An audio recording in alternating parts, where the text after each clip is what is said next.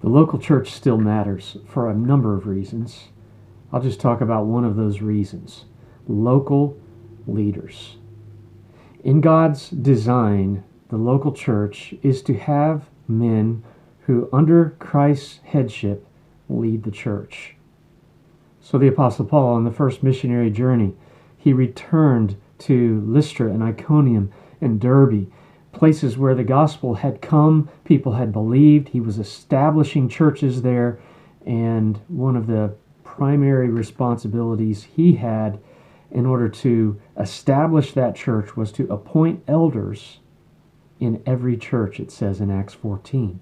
Or Paul said to Titus, when he wrote to Titus, the reason I left you on the island of Crete was to straighten out what remains and to appoint elders in every city. And there would have been a church in each city. So elders, meaning pastors, overseers, are God's design. And this is a good design when you think about it, because these are men who are committed to leading you.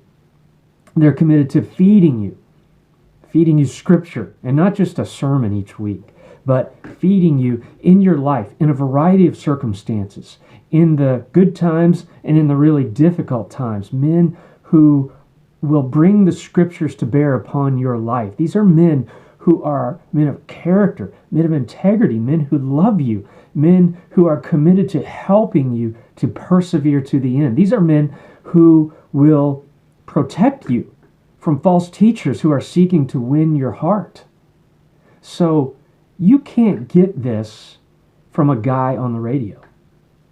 You can't get this from a gifted Bible teacher on the internet.